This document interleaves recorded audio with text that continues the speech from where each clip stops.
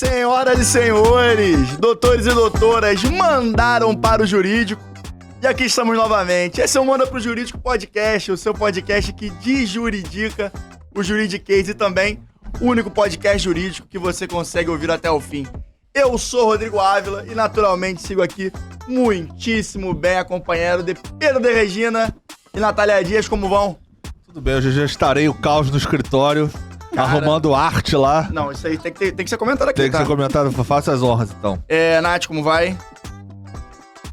Bebendo com sede. Desculpa, gente, eu vou com sede. Eu tô cumprindo todas as minhas necessidades básicas aqui hoje. Eu tô bebendo água, eu sentei, relaxei. Falei, gente, eu até arrepiei de que agora eu sentei e descansei. Então, perdão, você me pegou bem na hora que eu estava me hidratando. Perdão, mas tudo maravilhoso, tudo ótimo. Mas agora, compartilhando aqui a história que vivemos hoje no escritório, pra mostrar que o mundo do escritório de advocacia não é só... Não é só glamour, galera. Não é só o glamour, não é só esse suco de mourão que vocês acham que é, não. O Pedro chegou hoje pós-almoço, teve uma reunião mais cedo, ou foi despachar, não lembro agora. Enfim, teve algum compromisso fora do escritório. E eu tava lá, tranquilão, já tinha dado até minha malhadinha, já acabado de almoçar, tava tocando minha vida ali. Chega o Pedro. O Pedro é o cara do produto revolucionário. Ele é. É o rei do Polishop.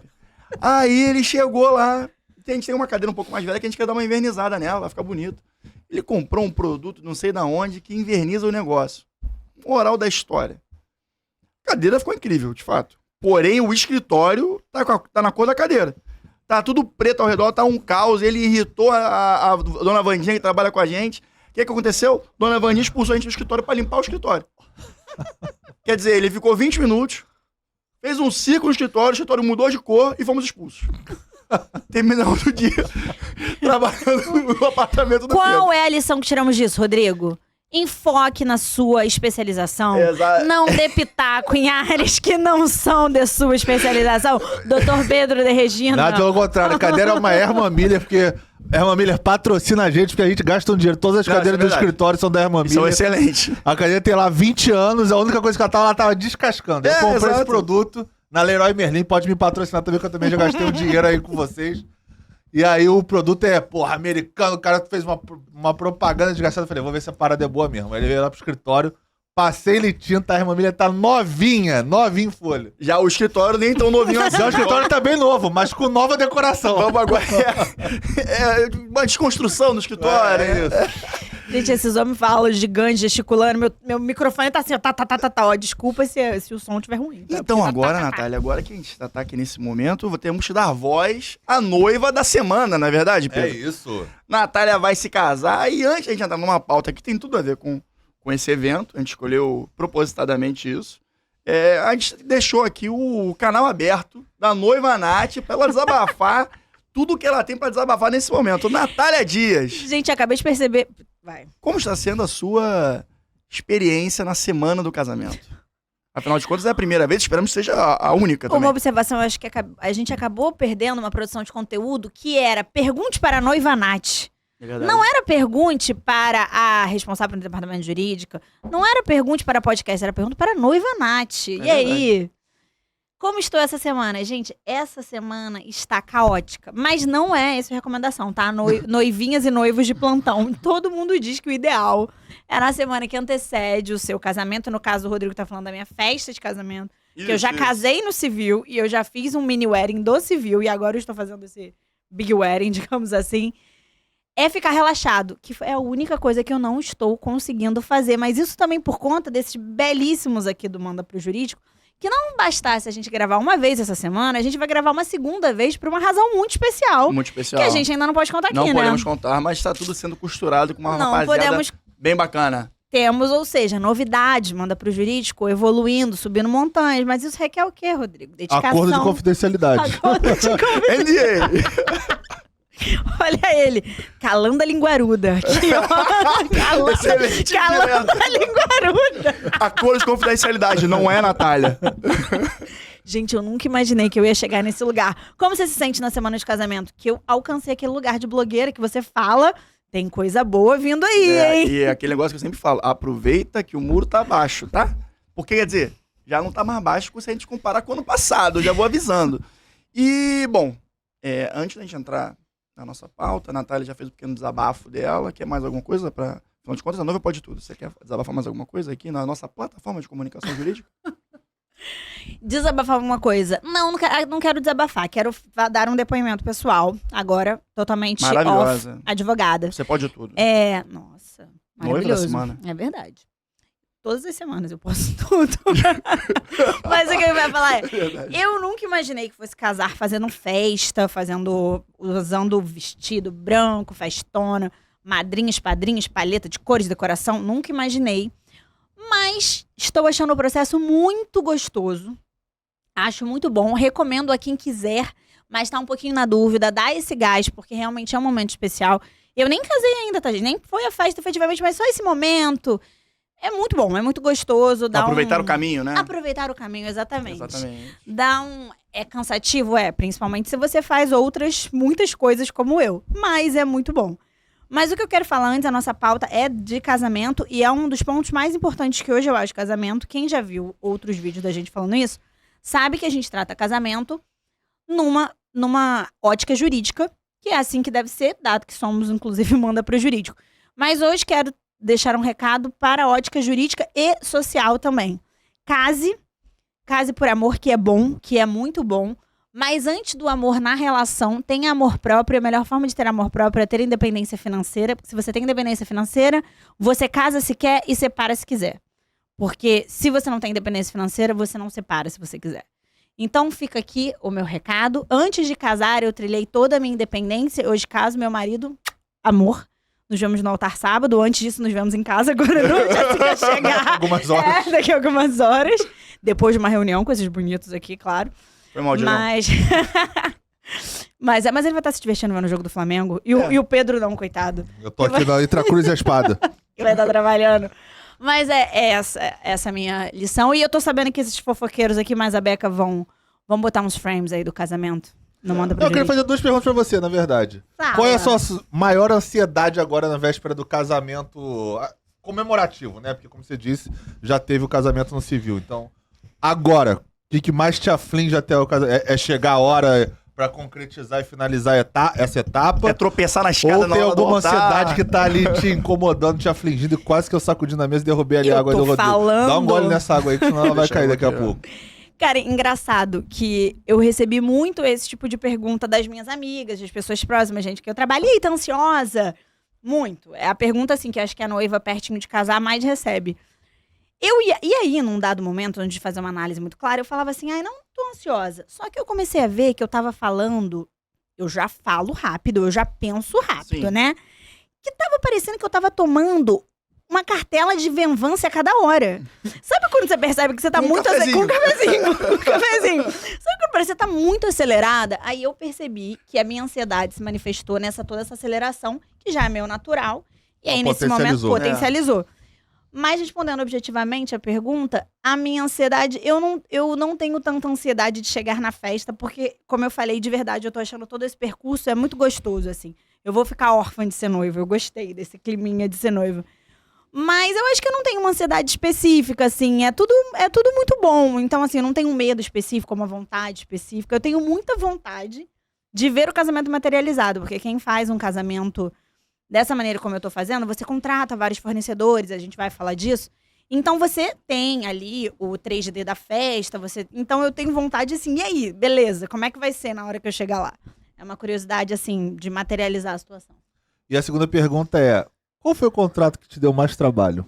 É isso, já entrando na pauta, maravilhoso, excelente gancho, Pedro. Cara, como é que eu... Que tirou mais seu sono? Pronto. Que tirou mais meu sono. Não, o contrato que mais tirou meu sono... Bom, antes disso. Como é que eu organizei o meu casamento? Porque eu estou casando de uma forma, existem Milhares, milhões de isso. formas de casar. De que forma eu estou casando? Eu estou casando nesse tipo de casamento em que você faz... Cada fornecedor você tem uma contratação. Existem lugares em que você contrata o local e com isso já vem quase todas as coisas que vem num casamento. O buffet, os doces, o DJ, todas as pessoas que vão trabalhar. No meu formato de casamento não foi assim. Cada fornecedor é de um lugar. E eu busquei uma pessoa para centralizar essa organização, Uma essa gestora. gestão do evento, que chama cerimonialista. Mas, obviamente, todos os contratos passaram por mim, até porque aqui não foi casa de Ferreira Espeto de Pau, eu olhei meus contratos. O que mais me tirou o sono, Pedro, foi o contrato de decoração. Por quê? Como é que funciona num casamento nessa forma, um contrato de decoração? Você contrata a sua decoradora, então você contrata uma prestadora de serviço que vai desenvolver um projeto, como se você contratasse um arquiteto para fazer a sua casa. Depois que você contrata essa decoradora para fazer o projeto, ela contrata todos os serviços que envolvem executar a decoração. Por exemplo, os móveis, enfim, a folhagem, as flores, se tiver, os montadores, etc. Quando eu recebi o contrato do aluguel dos móveis, eu quase caí para trás. Você não tá entendendo? Eu vou mostrar aqui depois, off the record, eu mostro para eles. São os valores, assim, você aluga, vamos colocar um valor assim, você aluga um sofá para ter no seu casamento por, sei lá, R$2.000. Vamos botar, por R$1.000. Eles pegam e eles dizem, se o sofá for destruído e você tiver que eventualmente repor o valor do sofá, os valores são estratosféricos. Estratosféricos, assim. São muito altos. E quando eu vi aquilo, eu falei, cara, o que é que configura dano suficiente nesse sofá? Aí é sofá, mesa, cadeira, enfim, tem tapete, meu casamento vai ter umas instalações na parede, no teto, não sei o quê. Aí eu falei, gente, se alguém virar um dano... tipo o Pedro, né? Porque teve um aniversário meu que o Pedro quase quebrou o bar. Quase não, ele quebrou o bar. Você não lembra disso? O bar tava solto. Você não lembra disso? Ele quebrou o bar, cara. O bar estava solto em minha defesa. Cara, aquele dia a gente... Nossa, eu vou contar essa história, a gente então. viveu aquele Você quer contar? Ou eu conto? Não, conta você. Olha só, a Natália fez um aniversário uma vez, num espaço reservado numa... Não é boate, né? Que é aquilo? Não, é um bar de vinhos. Sei que lá, tem é um espaço, bar que rola uma lounge. noitada e tem um terceiro andar que você pode alugar pra fazer o teu evento. Pronto, exatamente. resumindo é isso. Enfim, aí a gente tava lá e tem um bar de madeira. Assim, um móvel mesmo, de madeira, que ficavam todas as taças. Num dado momento, eu tava pedindo, sei lá, um drink, uma bebida, alguma coisa. Eu fui Foi apoiar. muita água que ele bebeu esse Eu dia. fui apoiar no bar. Apoiar aquela encostadinha que tu dá no bar, pra dar uma olhada ali e tal, não sei Só o que quê. esse homem tem 2 metros, né, gente? A Só- encostadinha só que eu dele... sou- só que eu sou um pouco grande e pesado. No que eu encostei, o bar era solto. E isso fez com que todas as taças que estavam no bar caíssem. E, consequentemente, quebrar. Cara, a gente Mas só ouviu é aquele... grave. Eu falei, meu Deus. Pedro, no essas casamento. horas- A Natália ficou desesperada porque ela achou que ela ia ter que Eu pagar. achei que eu ia ter que Mas pagar. o cara se ligou que, porra, o bar devia estar preso. Mas nesse sentido, é uma preocupação super... Mas tu já me fala assim, ó, fica longe daquele tapete, se afasta daquele sofá, tu já vai me Mas avisando é uma já. preocupação super válida Sim, em casamento, esse tipo de coisa, porque, assim, eventuais danos você pode causar Pode nos acontecer. contratos firmados, cara, isso tem que estar tudo muito bem registrado para ambos os lados, tanto para a parte contratante quanto a parte contratada, né, Nath? Não, e é isso, é porque nesse caso, desculpa, Pedro, nesse caso, esse tipo de contrato, como eu falei, é um contrato que está abarcado dentro da estrutura da decoração, só que você contrata a profissional e ela contrata os outros profissionais que vão te fornecer o material. E, por exemplo, num casamento é comum que você alugue imóveis. No caso onde eu vou casar, era um lugar completamente pelado, não tinha nada. Então eu aluguei absolutamente tudo que vai estar no espaço. Ah, entendi. Você fez, entendi. Tudo, eu montei completamente. decorou do zero. Decorei do absoluto zero. Decorei do absoluto zero. Então, toda a cadeirinha, desde a cadeirinha até a velhinha, até o pratinho, tudo é pago. Só que, obviamente, o prato tem um valor X, e aí você tem móveis maiores, aí tem móveis melhores, de valores diferentes, e os valores são absurdos. Eu quase caí pra trás. A única coisa que me tranquilizou, aí entra um aspecto da experiência, foi a minha cerimonialista e a minha decoradora, que estão há muitos anos no mercado, falaram, olha, em 18 anos eu nunca vi ninguém ter que pagar integralmente um móvel, porque às vezes acontece algum tipo de avaria, mas é algo que você paga o reparo, Deixa eu manutenção. não necessariamente você paga a troca integral. Teve uma vez... Mas foi o contrato que me preocupou. Teve uma vez que aconteceu isso no casamento que eu fui, inclusive era padrinho. E por um acaso, a pista de dança era umas placas de vidro. Quando eu olhei aquilo ali, eu já fiquei preocupado. Porque, assim como o Pedro, eu também sou um cara grande. Cara, não deu outra. Tocou qualquer música dessa de pular em casamento. Era um casamento... Cara, sei lá, não sei. O Thiaguinho, o Rodrigo se perdeu. Não, mas era uma música assim de casamento, assim, pra todo mundo ficar pulando junto, uma grande alegria, uma energia só, sabe?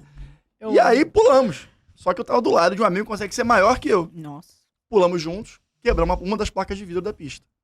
Aí eu fiquei desesperado. E, inclusive, esse amigo também era padrinho. Aí eu falei, caraca, irmão, a gente vai ter que dividir isso aí, cara, não sei o quê. Aí eu fui conversar com o irmão do noivo. Aí ele falou, não, cara, relaxa, parece que eles têm um calção aqui pra reparos e manutenção. E, cara, foi impressionante. Eles tiraram a placa quebrada, tava nem quebrada, tava rachada. E colocaram na outra e... Ih, que maravilha. Maravilhoso. Quebrei a coisa certa. Deixa eu contar, então, pra finalizar esse momento pessoal, o caos que aconteceu comigo hoje, que é maravilhoso, gente, sério. Tem coisas que acontecem comigo. Como eu falei, o meu dia a dia já é muito corrido. Todos os meus amigos estão carecas de saber isso. E essa semana tá pior ainda, naturalmente, porque eu tive que encaixar várias coisas de casamento. Ontem eu tive uma reunião com um cerimonialista, que é uma reunião longa. Isso já inclui com todas as várias reuniões longas que eu tenho ao longo do dia. E hoje de manhã eu fui buscar meu vestido de noiva. Beleza. Uma das coisas mais importantes do Uma das casamento. coisas mais importantes. O meu vestido de noiva, ele foi feito sob medida. Eu tive várias provas, fui fazendo ao longo de vários tempos. Fiz 6 provas, fiquei quase, 10 meses fazendo vestido de noiva. Beleza. Inclusive, uma vez você não veio, deixou de vir porque você tava na prova? Não, era uma reunião nossa. Não. Foi uma reunião nossa. foi eu É, acho. foi uma Nossa, reunião, eu foi uma tinha- reunião, foi uma reunião. Foi a última prova. Foi a última. Foi a né? última prova. E hoje eu ia buscar o vestido. Beleza. A minha designer, a estilista, ela tava atrasada. Então eu peguei, sentei no hallzinho que ela tem e peguei um cafezinho, me servi, tô bebendo um cafezinho. Que tô bebendo cafezinho, a moça que tava lá dentro, provavelmente uma noiva também, saiu e ela falou, Nath, já entra, porque eu disse que estava o quê? Atrasada, porque eu tinha uma reunião aqui na Barra, 1h da tarde. E isso era na Zona Sul do Rio de Janeiro, tá, gente? Então tem trânsito, demora. Entrei, peguei minha xicrinha de café, botei ela tem uma mesa com 2 cadeiras e tem, assim, uma coisa que eles chamam de queijo, que é uma bolinha que a noiva sobe em cima, Sim. pra ajustar o vestido, etc. Botei meu cafezinho, minha xicrinha de café, fui até o queijo, tô me vestindo. Me vesti, botei o vestido, aí era a última prova, tava tudo certinho, beleza. Só que como era a última prova, ela falou, Nath, senta, pega assim, assado, que você vai entrar em carro, você vai levantar e etc, que é uma coisa que você não faz nas provas normais. Eu falei, Júlia, beleza, então tá bom. Saí do meu queijito lá, sentei na mesa. Minha xicrinha de café tava aqui. Caiu. Eu que sentei na mesa e esbarrei com o cotovelo. O que caiu na saia do meu vestido 3 dias antes de casar? Uma xícara de café. Isso não é novidade no mundo da Natália, derrubar xícaras de café, Ela é né? muito boa nisso. Ela é muito boa nisso, na Novidade. FGV Novidade que só ser saiba. o vestido de casamento. Gente, só Mas e aí? a sorte é que hoje eu posso me autoproclamar a noiva mais calma do universo. A Júlia, que acabou de até de mandar uma mensagem, por isso que eu tô contando aqui, ficou super nervosa. Só que ela viu que eu fiquei calma, a gente conseguiu conteúdando ali, ela chamou uma pessoa que trabalhava com ela, a gente conteúdando rapidamente. Ou seja, ela teve que mandar lavar o vestido inteiro e secar hoje. Ela já me falou que já tá tudo certo, acabou de mandar uma mensagem Deus é aqui. mais. E eu vou buscar amanhã. Júlia Parker, um beijo, você é maravilhosa. Ela disse que se escrever um livro de noivas, eu tenho um capítulo todo dedicado à noiva relapsa. Eu desmarquei prova. Por isso que aquela prova eu não desmarquei, porque eu falei, gente, a minha estilista ela vai me deserdar. E acabei derrubando um cafezinho no vestido de Pra noiva completar, né, o antes de bingo. casar, mas deu tudo certo. Mas aí, puxando já até pra pauta desse evento, casamento, que a gente tá falando aqui, citamos já nos últimos episódios, salvo engano, o antepenúltimo, o caso da URB. Enfim, eu e o Pedro comentamos nesse episódio um evento que tem acontecido bastante, infelizmente, que aconteceu com uma produtora de casamentos, que é a Blue Moon, que inclusive temos amigos que sofreram alguns danos com relação a isso. E é uma prova de que o casamento é uma instituição muito, no ambiente de negócios, né? Uma instituição muito delicada, porque a gente trata não só de um sonho de um casal, como também uma condição que tem que ser feita daquele formato. E você, não fazendo uma boa gestão do evento, você como produtor do casamento, você pode estar danificando, ou adiando, postergando, ou até minando o sonho de um casal, né, Pedro? Pois é. A gente teve alguns casos lá no escritório que a gente tratou especificamente contra a Blue Moon. A gente já até citou aqui em alguns episódios passados.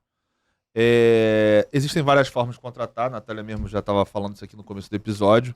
O da Blue Moon era basicamente um pacote, mas o problema é que ela vendia um pacote que também era uma ilusão. Por quê? Não só a forma de pagar era... ela usava meio que no mesmo sistema da URB, né? Ganhava de um casamento, usava no outro e ia escalando dessa forma. Como ela vendia que os serviços que ela terceirizava era delas. Então, por exemplo, teve num dos casos, ela vendia que uma das mansões era propriedade dela, quando na verdade ela locava e sublocava consequentemente para os noivos aquela Entendi. mansão. Serviço de DJ é a mesma coisa, ela botava tudo como se fosse num pacote Blue Moon, e aí quando a gente foi entrar com a ação judicial, porque os noivos tinham certeza que não, é tudo dela, tudo dela. Quando você vai destrinchar, você vê que na verdade eram prestadores de serviço que ela vendia como se fossem funcionários ou como se fosse dela efetivamente prestando aquele serviço. Então ainda teve esse aspecto aí na ação judicial que a gente teve que destrinchar. Então a Blue Moon é uma forma de contratação completamente da Natália. Exato. Ali você contratava um pacote e naquele pacote ela prestava, vamos dizer assim, todos os serviços necessários ou básicos para se realizar um casamento. Na Natália ela preferiu contratar pontualmente todo mundo. Acho que até evita muito mais o risco, porque se você tiver... né? Mitiga Você o risco. mitiga consideravelmente, porque se você tiver a falha da prestação de serviço de um desses, você consegue substituir um só ou dois, não tudo. e não ter que interromper seu casamento, como foram nos casos que a Blue Moon operou. Então tem essa distinção que é uma dica boa de se fazer. Na minha opinião, se você pode contratar cada serviço, cada prestador de serviço, ou você pode minimamente destrinchar os serviços essenciais para o que você considera para o seu casamento, a minha recomendação é que o faça, e que antes naturalmente faça uma pesquisa de mercado para saber da procedência e tal, mas que o faça porque se você tiver algum contratempo, você consegue substituir pontualmente a empresa ou a pessoa que deixar de prestar aquele serviço que tinha sido contratado. Um adendo em relação à Blue Moon especificamente, aí mais uma vez, hoje vai ser um pod cheio de depoimentos pessoais por Natália Dias. Eu visitei uma casa de festas especificamente, que era uma casa de festas gerida pela Blue Moon. Uhum. Foi a única que eu visitei que era gerida por eles. Eles geriam algumas aqui no Rio de Janeiro, ó, entre 4 ou 5 casas. E quando eles chegam lá, eles te davam um orçamento, eles te davam uma proposta de festa que você minimamente começasse a se inserir nesse meio de casamento, você sabia que o valor ali cobrado era muito abaixo. E a proposta de pagamento era muito rentável. Então você, seja advogado ou espectador, se você avalia uma empresa nova no mercado, que cobra um serviço que todo mundo cobra X, ela cobra 30%, 40% X, te dá uma condição de pagamento muito diferenciada, é interessante fazer um trabalhinho básico de due diligence dessa empresa para entender. Será que ela vai conseguir de fato me oferecer? Será que ela vai ter alguma limitação e uma hora vai dar um problema? Foi no caso que aconteceu. O problema da Blue Moon é que ela é uma empresa com mais de 20 anos e ela era a maior do Brasil, né? Então, assim, as pessoas não tinham essa noção. Até, eu acho que a contadora, alguém da contabilidade que foi demitido e botou todos os problemas no ventilador. E aí começou a ter aquele efeito de reverberar, né? Aí um prestador de serviço falou que não estava recebendo, aí outro falou também não recebi, Sim. então tá tendo uma fraude, o cara não tá pagando. E aí começou aquela cascata das notícias. O que dá pra deduzir que eles faziam era uma rolagem de dívida, né? Sim. Eles pegavam, você pagava, eles pagavam um casamento, aí eventualmente... Tanto que tiveram muitas pessoas, tem até um dos escritórios que eu contrato, eu comentando sobre casamento, uma das sócias, ela me falou, casei na pandemia, um pouco antes da pandemia, com a Blue Moon, e deu tudo certo. Ela falou, já minha amiga contratou a Blue Moon, deu tudo errado. Foi pós-pandemia ou durante a pandemia? Não, né? provavelmente, cara, quando você rola dívida, uma hora a conta não fecha Uma hora a mais. conta chega, A não conta tem não jeito. fecha mais. Então funciona o rolamento de dívida até um dado momento. Depois ele para de funcionar. É. Porque o dinheiro eventualmente vai Vai acabar. É uma operação, vai piramidando, né? Não falando que é uma pirâmide, mas é um sistema que você vai piramidando. Uma coisa Sim. vai pagando a outra e vai subindo. Sim, sim. Uma vez tendo um evento com uma pandemia que não se podia, né? Ter Sim. aglomeração. A conta chegou. Colapsou. É mais ou menos nesse sentido mesmo. É complicadíssimo, realmente. Não, bem complicado. E assim, E é muito ruim pros noivos. nesse local, se você para pensar, é muito ruim para os noivos, porque o Rodrigo falou um aspecto que inclusive o direito abarca, a contratação e até mesmo um julgador, quando você vai entrar com esse tipo de ação, você pesa esse elemento. Uma coisa é você fazer uma contratação, por exemplo, de um vestido que você vai usar num evento. Outra coisa é do seu vestido de noiva. Uma coisa é você contratar um aniversário, ainda que seja. Outra coisa é do seu casamento. Então, a obrigação de entrega acaba que não existe essa disposição específica no Código Civil sobre casamento, mas ela pesa muito mais, né? Porque você tem uma obrigação de resultado ali muito mais clara. Exatamente. Intrínseca à relação. É verdade. Inclusive, nesse caso, teve um complicador ao longo do processo, que foi aberto logo no começo um inquérito civil instaurado pelo Ministério Público e o Ministério Público arquivou. Ele não levou adiante a condenação da Blue Moon e dos sócios. Ele arquivou o inquérito. Complicado. Agora, dando prosseguimento na nossa conversa sobre casamento, a Nath Tá sabendo tudo sobre casamento? Fera. É uma fera. Black Belt, kimono dourado. Kimono dourado do casamento. Trouxe aqui um dado que eu acho que cabe uma reflexão sobre a instituição casamento e os aspectos sociais, né? De como o casamento envolve essa questão. Que foi um estudo, na verdade um número levantado, que no Brasil já tivemos mais de 2.000 casamentos envolvendo menores de idade em 2023. Sendo isso tudo analisado após o impacto da Lei 13.811, que é uma lei que impossibilita o casamento de menores de idade no Brasil. Então, nesse sentido, causa a reflexão sobre não só aquele papo, né, da lei que pega ou não pega no Brasil, mas também outros fatores. Quem são esses menores de idade que estão casando? Né? Qual a origem deles e por que eles estão casando? Qual é a concepção disso tudo? Assim, eu tenho até um caso curioso. Quando eu estudei no Notre Dame em Campinas, eu tinha uma amiga minha que ela tinha na ocasião, acho que era 16 anos ou algo próximo disso, não me lembro exatamente quantos anos ela tinha na ocasião, porque ela tinha repetido 1 ou 2 anos, mas ela estava na minha turma, então tinha algum detalhe desse, eu não me lembro exatamente a idade dela. Uhum.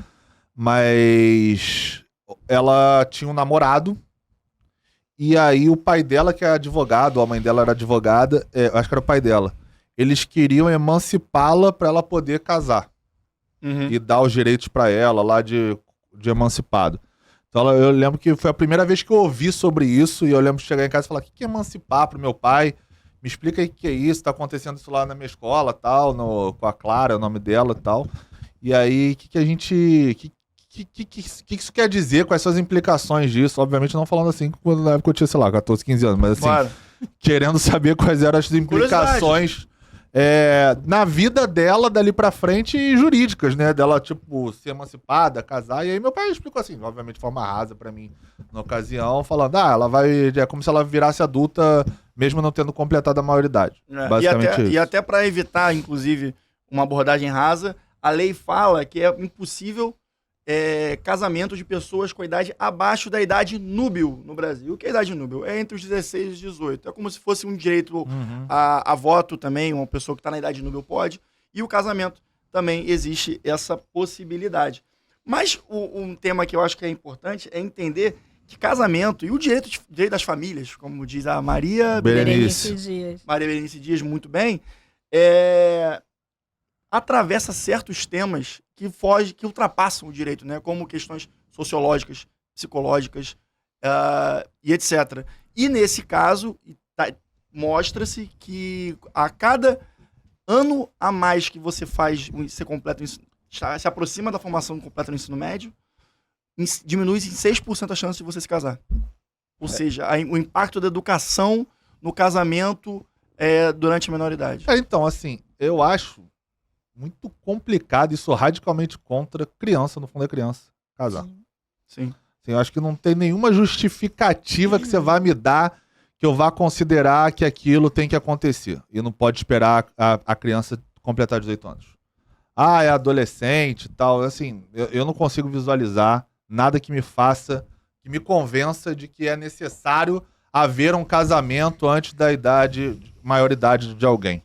Então, assim, eu sou radicalmente contra. Inclusive, essa idade núbil, ela é também por conta de outros aspectos legais que influenciam essa faixa etária, vamos dizer assim, porque se você levar para o direito penal, por exemplo,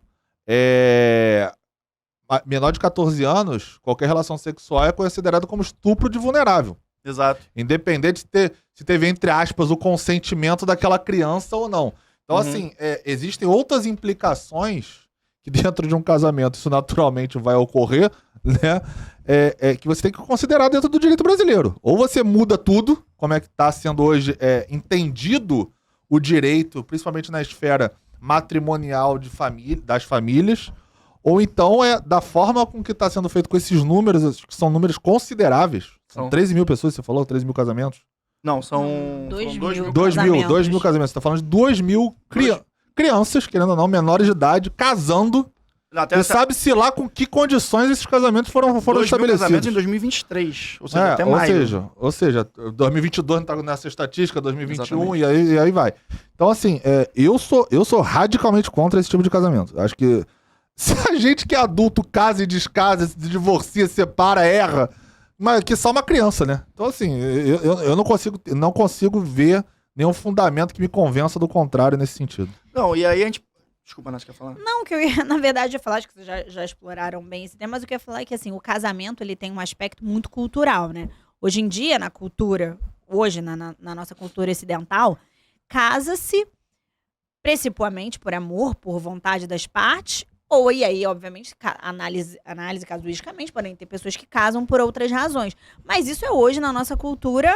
Judaico-cristã. Né? Judaico-cristã e aqui ocidentalizada. Você tem outras culturas em que o casamento entre o que a gente considera aqui dentro do nosso ordenamento jurídico de menores, ele é algo plausível, ele é algo razoável, é algo que ocorre.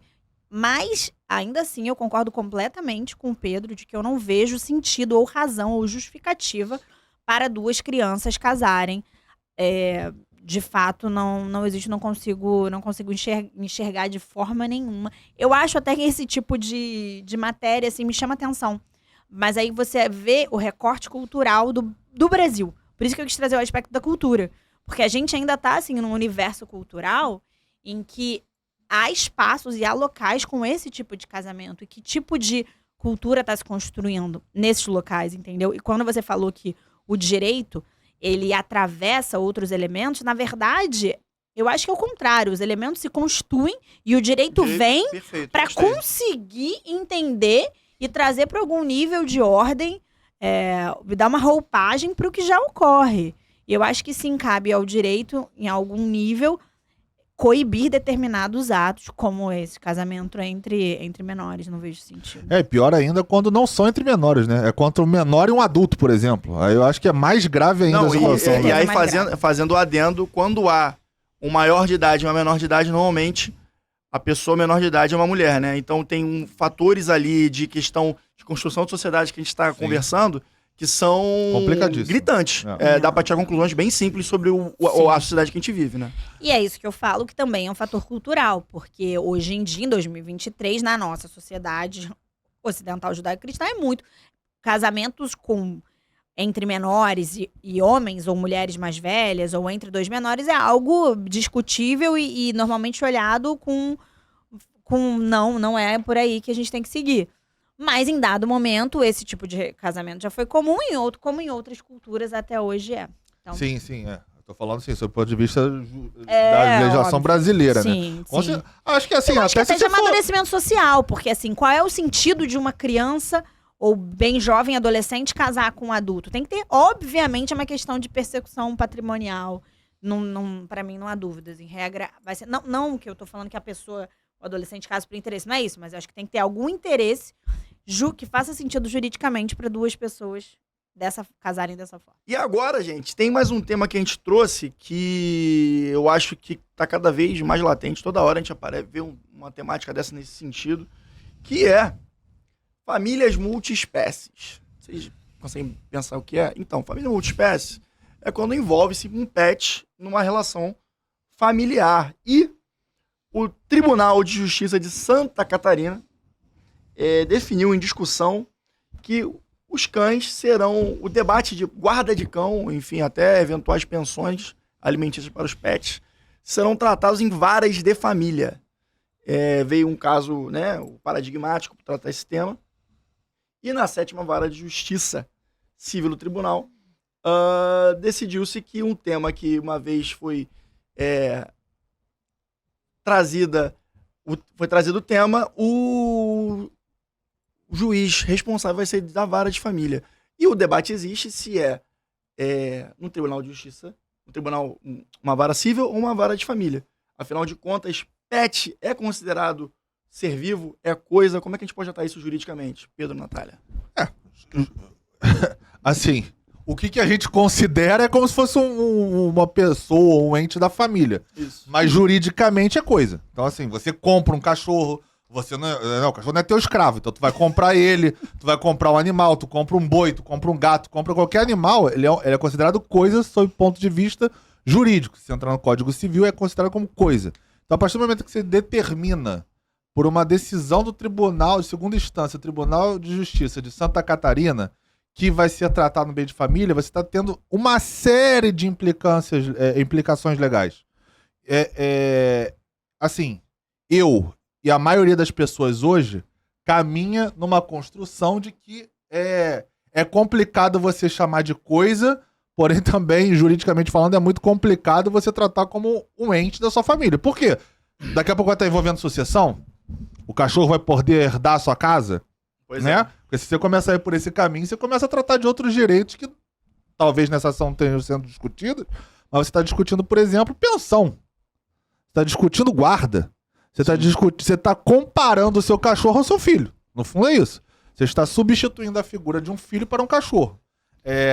Mas eu chamo meu filho de cachorro. Tá, isso é outra história. Tô falando sobre o ponto de vista jurídico. Juridicamente. Na frieza legal, né? Juridicamente, esta afirmação não procede. Então, assim, é complicado você discutir. O que o Tribunal de Justiça de Santa Catarina tá fazendo, com todo o respeito ao tribunal, ela tá legislando, né? Ainda que exista uma construção jurisprudencial. É um debate de competência. Que a gente vem aqui outra vez, igual a gente tava falando no bloco anterior aqui com a Natália, né, a famosa teoria tridimensional do direito lá de Miguel Reale. Você tem um fato, valora o fato e aquilo vira uma norma no mundo jurídico, ainda que isso crie uma norma lá pra frente e que vai ser enquadrada de algum meio do caminho, que eu acho que até caminha pra isso o nosso direito. Eu entendo que não sim. vai ser coisa, mas não vai ser o filho, vai ser uma coisa aqui híbrido. no between, alguma coisa aqui no meio do caminho. É legal, mas até lá, ou você constrói isto jurisprudencialmente até chegar pra uma mudança legislativa, ou eu acho que você dá uma decisão judicial em segunda instância, determinando que o foro competente seja uma vara de família. Eu acho complicado e eu acho que pode ensejar, inclusive, nulidade do julgamento lá pra frente, a parte que se sentiu prejudicada a poder arguir isso. Eu acho que, assim, quando a gente trata de direito de família, tem vários aspectos sempre envolvidos. Aí acho que a gente pode começar a destrinchá-los. Primeiro aspecto, um aspecto de fenômeno social. Hoje em dia, a gente vê, quanto maior o nível de desenvolvimento dos países, menor o índice de taxa de natalidade. Então, está havendo uma regressão da taxa de natalidade. Naturalmente, quando famílias param de ter filhos ou param de ter muitos filhos, você começa a criar novos arranjos de famílias. Nesse caso, esse que a gente está tratando é da família multiespécie. Então, se você tem um casal que trata um animal como um filho, como membro da família, e como é algo muito comum hoje, tanto que a gente tem vários mercados que exploram isso, vários mercados. O mercado pet é um mercado que cresce em ampla expansão. Ele vai muito bem, obrigada. Você não pode ignorar esse fenômeno, ignorar que a gente está vindo num movimento social muito claro, e o primeiro se relaciona à taxa de natalidade. Isso não dá para excluir da equação. Então, a relação com os pets, ela está se modificando. Porque você, em alguns momentos, deixa de ter um filho e começa a adotar um animal como parte da sua família. Aí entra um outro aspecto, um aspecto específico do direito de família. A produção legiferante do Brasil, ela não é uma produção rápida. Naturalmente, eu até entendo, eu acho que não tem que ser. Então, muitas vezes, e no direito de família isso acontece com muita frequência, a gente já falou isso aqui outras vezes, o que acontece? Há a demanda, os demandantes vão ao judiciário e o judiciário precisa se posicionar. Então, muito antes de você haver uma mudança legislativa, você tem um evento social, e nesse caso aqui eu consigo atribuir a essa regressão da taxa de natalidade, essa nova relação com os pets, a demanda dessa pessoa começa a atingir o judiciário. Quando ela atinge o judiciário começa a se manifestar sobre isso e você começa a fazer uma produção de decisões. Essas decisões, elas viram teses, artigos, os doutrinadores começam a se manifestar sobre ela. E aqui, nesse caso específico de direito de família, que acontece muito, porque muita gente pleiteia direito de família no judiciário, a gente está tratando sobre a família multiespécie. Eu acho esse um movimento de acordo com o nível de desenvolvimento social. E eu acho que quanto maior o IDH, se o Brasil aumentar o IDH dele, maior esse tipo de demanda. Para mim, porque assim, é esse exemplo que a gente traz de outros países, porque essa discussão que a gente está tendo aqui agora, outros países já tiveram, Holanda, Portugal, Reino Unido, todas elas já tiveram e já ultrapassaram, já não entendem mais os animais como coisas. Então, acho que é um caminho natural. Tanto é um caminho natural que a gente tem propostas legislativas que discutem isso. A gente tem uma PL agora, Eu acho que é 179 de 23. Depois eu anotei aqui, mas depois eu confirmo e qualquer coisa a Beca coloca. Que é uma PL justamente que vem regular, inclusive, o animal no ambiente da dissolução da união estável, do divórcio, ele regula a pensão, ele regula a guarda.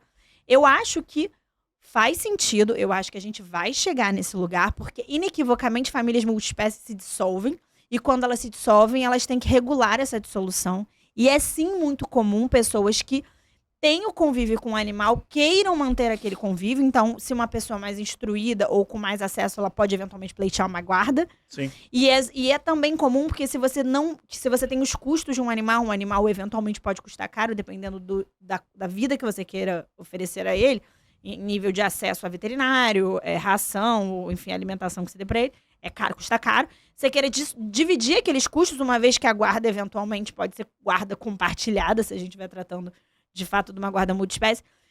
Então, acho que, mais uma vez, é um caminho, não dá muito pra gente fugir disso, porque a gente vem, mais uma vez, num aspecto cultural, tendo essa relação com os pets. É a mesma relação que tem na China?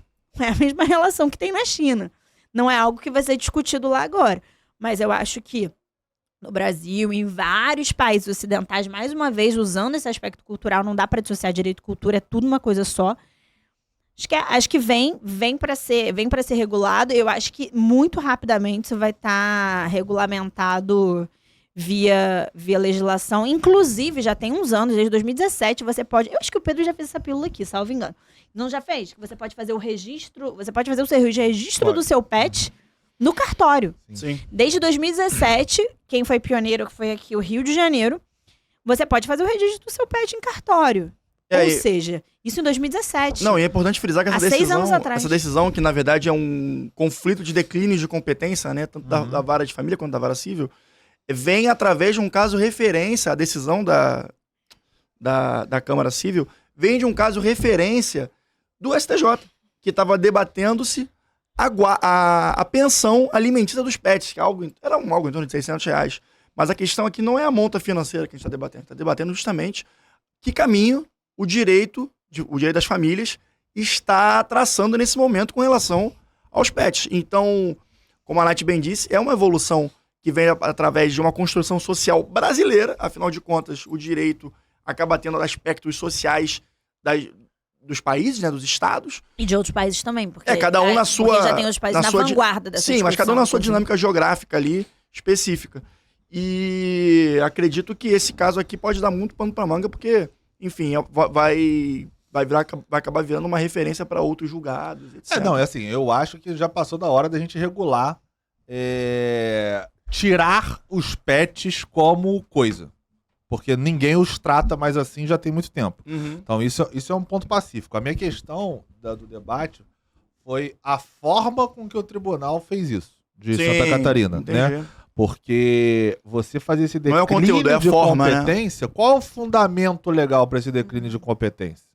E outra vez, a incompetência de um juízo gera nulidade do processo. Sim. Então, a minha preocupação é nessa porque, aliás, explicando o conflito de competência muito rápido. Existe o conflito de competência positivo e existe o conflito de competência negativo.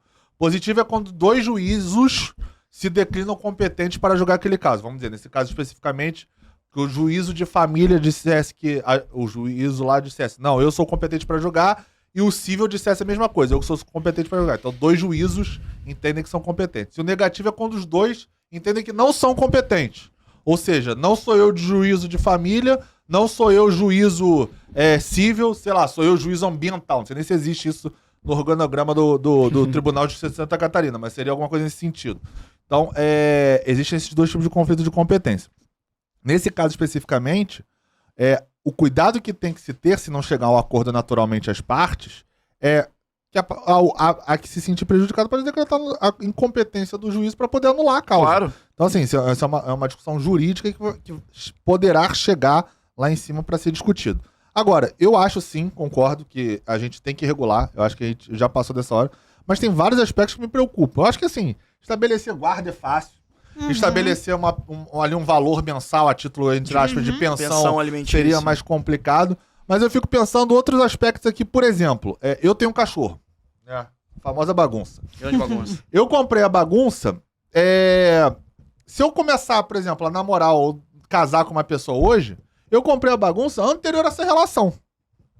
E aí ela vai ter direito? Por exemplo, se ela criar um vínculo afetivo com a bagunça e quiser pleitear a guarda, por exemplo, dela. Cara, é meio louco, né? Porque, tipo, eu paguei, o cachorro claramente é meu, isso é inconteste. Você cuida. Se entrar uma pessoa na minha vida agora, ou se eu casar com a pessoa, sei lá, alguma coisa nesse sentido, ela vai ter direito ao meu cachorro? Sabe? É meio louco também pensar dessa forma. Mas aí se você analisa... Aí seria tipo uma comunhão universal da guarda? Não, ou seria uma parcial? É um pacto? Faz um contrato? Cara, é muita implicação jurídica. Aí se você analisa especificamente a natureza jurídica, se você transmutar a natureza jurídica de um animal, veja bem, o nosso Código Civil é de 2002. E assim, mudou coisa pra caramba em 20 anos. Se você utilizasse socorrer ali da natureza jurídica pra ele ser uma coisa... Naturalmente não faz sentido essa discussão. Sim. Mas se você muda a natureza jurídica, por isso, gente, bases principiológicas são muito importantes. Você muda a natureza jurídica do animal pet, aí você muda completamente essa discussão, entendeu? Pois você muda essa discussão. É complicadíssimo. Porque assim, como é que vai ficar? Porque regular a guarda, no genérico, é fácil. Comprei junto com você. Ah, beleza. Sim, beleza. Vai num parcial de bens ali, né? Vamos dizer. Você divide. Ah, pensão, estabelece um valor. Não, legal. Isso é muito com todo mundo. Isso é mole. Todo mundo agora, se você comprou antes, entendeu? É meio complicado. E assim, isso. até por exemplo, quando você pensa em animais como. Eu nem ia deixar, não, irmão. Na bagunça. Pegar com a bagunça, irmão. Faço até uma pesquisa. A bagunça não é bagunça. A bagunça não. Ela é bagunça pra ter gerência. Eu pensei nesse trocadilho de uniforme. Mas você pensa em lugares como os Estados Unidos, em que você pode deixar heranças para os animais, até mesmo a logística ali, ela é um pouco complicada, né? Como é que seria? Como é que é isso? Sabe começando? O Haddad agora vendo o nosso podcast, ele já não quer deixar herança pra gente. Imagina se começar a ter herança pra pet. Acho que o cara tem um infarto, né, meu irmão? Cara, enfim, isso é uma questão a ser discutida? É uma questão a ser discutida. Dá pra ser ignorada? Não dá, cara. Não dá, porque tá aí. Não dá. Entendeu? Tá aí. Tem isso. Vou dar mais uma vez, eu tô aqui, ó, Natália vai casar. Eu tenho 3 gatos com o meu marido. Um dos gatos, ele é o meu gatinho, eu peguei ele na rua 10, quando comecei a morar com o Diego, há 10 anos atrás. Hoje em dia ele tem 13 anos. E depois a gente adotou mais 2. Aí entra esse tipo de discussão. Temos 3 gatos, mas um gato foi anterior à união. Aí temos outros 2 gatos. Como é que você divide guarda de gato? Aí o gato fica 3 dias na semana com ele, 2 dias na semana com ele. Enfim, no caso de uma eventual separação, de divórcio, no caso. Eu concordo que é complicado, mas só que na prática é pleiteado e a gente tem que... Sim, não, é super pleiteado. Eu acho que é justíssimo, dependendo do caso. Tirando o caso da bagunça. Mas... A bagunça não. Brincadeira da parte, assim, é igual você falou, você tem 3 gatos. Um foi anterior, 2. Como é que você regula? Porque assim, o que me preocupa é como vai ser regulado. Quando chegar lá o nosso congresso pra sentar e discutir. Artigo 1º. Aí ferrou, irmão. Porque aí quando começar a entrar nesses detalhes... Mas em contrapartida também é judiciário. Agora, assim, a regulação fica refém, né? Ele também fica refém, é um cobertor. É uma sinuca de bico, né? É uma coberta curta, não vai ter jeito.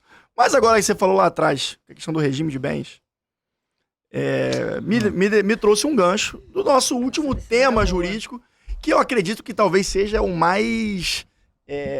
que impacte, né, a sociedade de uma forma mais objetiva, que é uma decisão onde a mudança do regime de bens durante o casamento agora pode ter efeito retroativo. Ou seja, o que a decisão quer dizer com isso? Se eu tinha um regime de bens específico anteriormente, vamos supor, uma comunhão parcial de bens, que é o meio legal, né? Regime legal. Regime legal. Se eu tinha isso antes e quiser depois transformar para uma comunhão universal de bens, os bens... a relação pregressa a essa mudança também pode ser englobada na relação do regime universal de bens.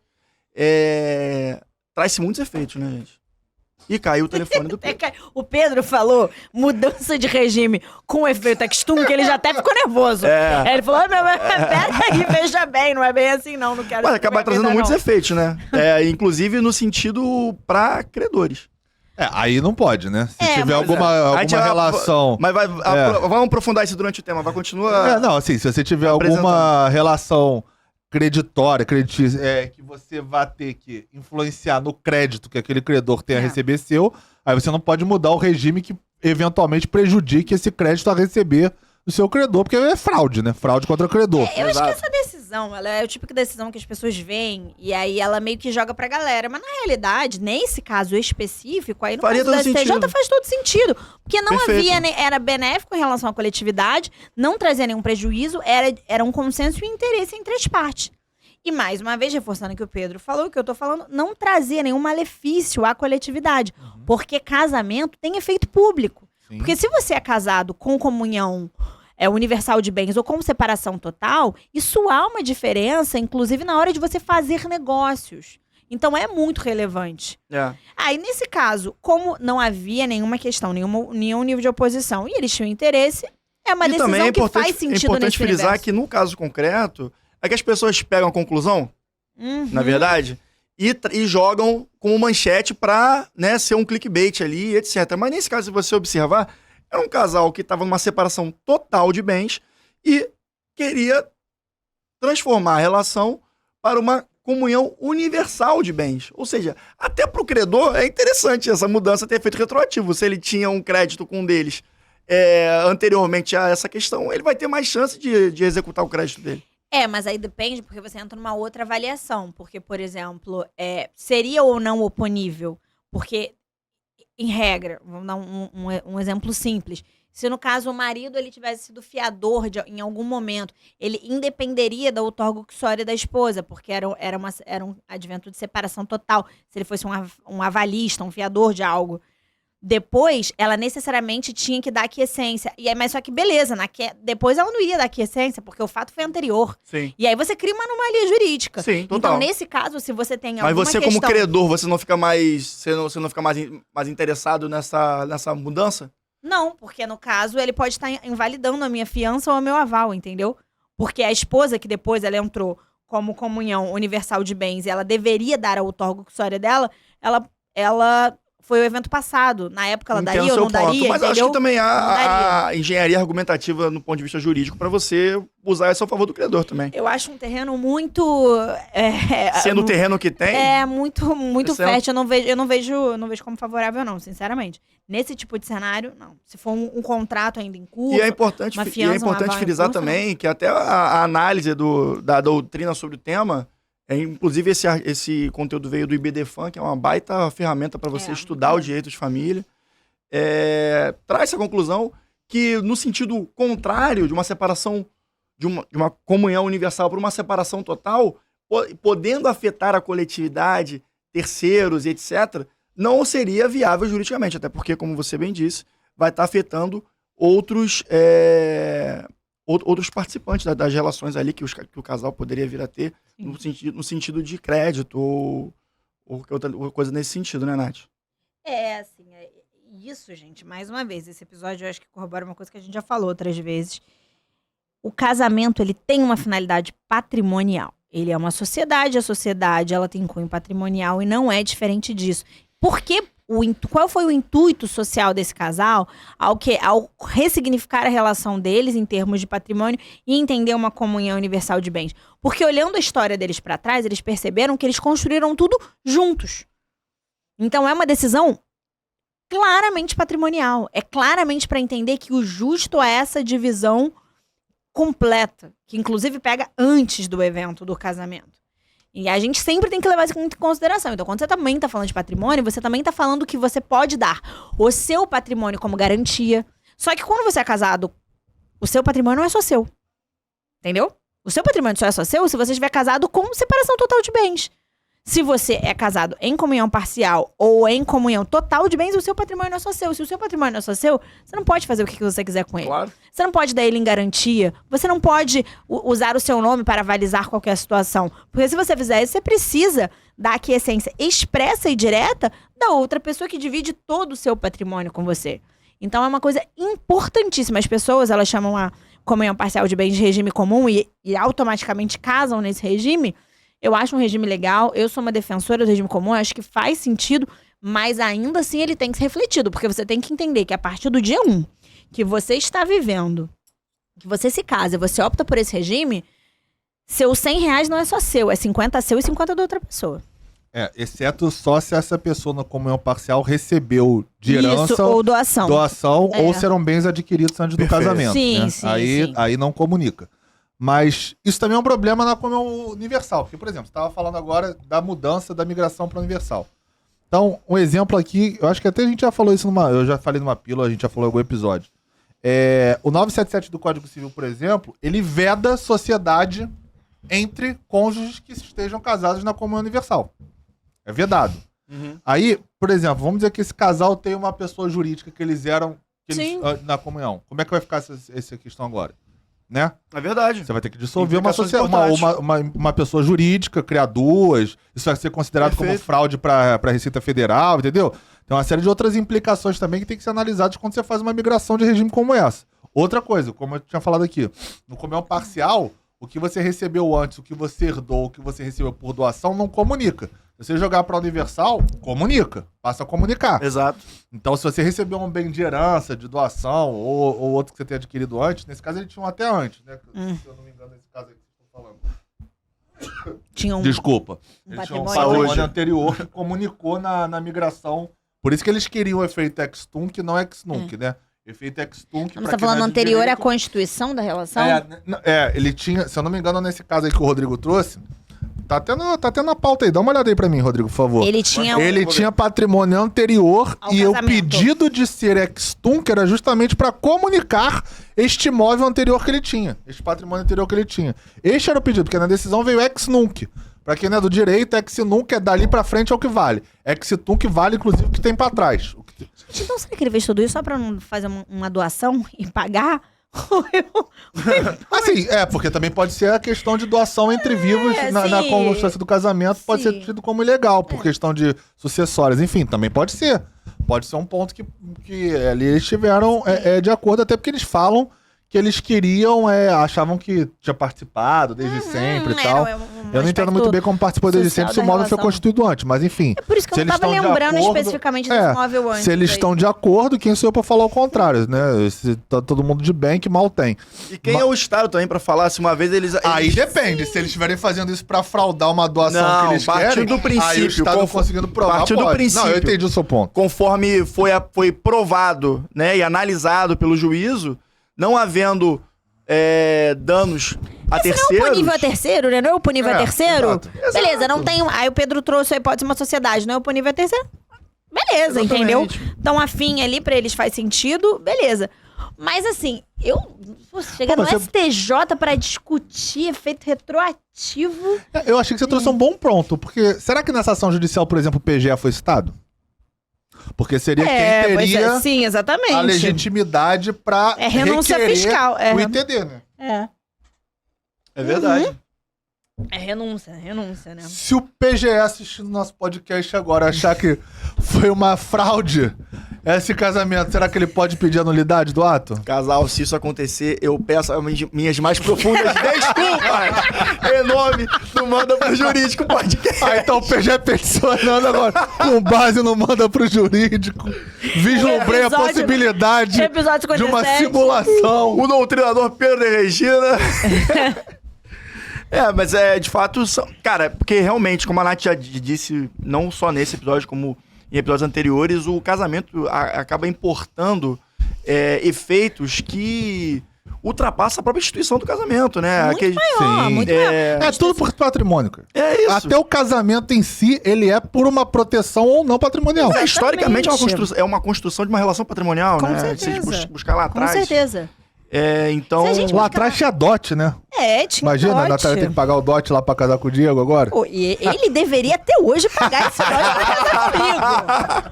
Olha bem, eu quero vocês, audiência, falando isso lá. Deveria, veja bem. Senhoras e senhores, doutores e doutoras, mas eu tenho que pedir o que vocês nos deem o dote, por favor. Nos sigam nas redes sociais, @mandaprojurídico.pdc, tanto no Instagram quanto no TikTok, além de Manda Pro Jurídico Podcast, nas principais plataformas de áudio e vídeo. Spotify, YouTube, Apple Podcast, Deezer, enfim, tá tudo lá. Peço a interação, comentários, likes, tudo que for possível e imaginável para que nós possamos continuar a desenvolver e crescer essa bolha virtuosa jurídica de pessoas que insistem em desenvolver e crescer, além de refletir, o direito aqui no Brasil, certo? Natália, Curte, compartilha rapidinho e ativa a notificação do sininho no YouTube. o Pedro agora tá com esse negócio da notificação do sininho e ele tá certo. Tem que ativar a notificação do sininho, sim, porque o algoritmo gosta muito disso e favorece muito o nosso trabalho. Nath, você quer falar alguma coisa? Você levantou o dedinho aqui que eu vi. Eu Você acho que eu sou levantou o viciada em falar, então não sei. Aí Eu foi no acho que estilo, é natural, eu só assim. falei, não tinha nada específico, não. Ah, não, lembrei, olha só. Olha aí. Esse episódio é um episódio que dá muito pano pra manga pra interação, gente, porque todo mundo gosta de direito de família, inclusive quem não atua, inclusive quem não é advogado especificamente, porque todo mundo tem família, eventualmente todo mundo teve um Sempre relacionamento, influencia, todo né? mundo reflete sobre casar ou não, e as implicações disso, e eu acho que tem que refletir mesmo, de verdade.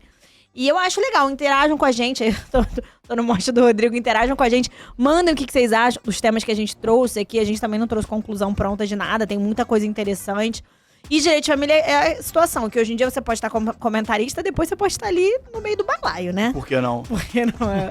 E... Imagina alguém pedindo a guarda da baguncinha. Porra, A gente vai ver o isso aí Pedro não roxo tinha, de raiva nesse Isso podcast. aí. Dito isso, senhoras e senhores, doutores e doutoras, declaro encerrado o episódio 57 do Manda Pro Jurídico Podcast. E pra qualquer outra dúvida, vocês já sabem, né? Manda pro Jurídico, valeu, até semana que vem e curte, comenta, compartilha, faz tudo que você puder aí, dá essa moral. Valeu!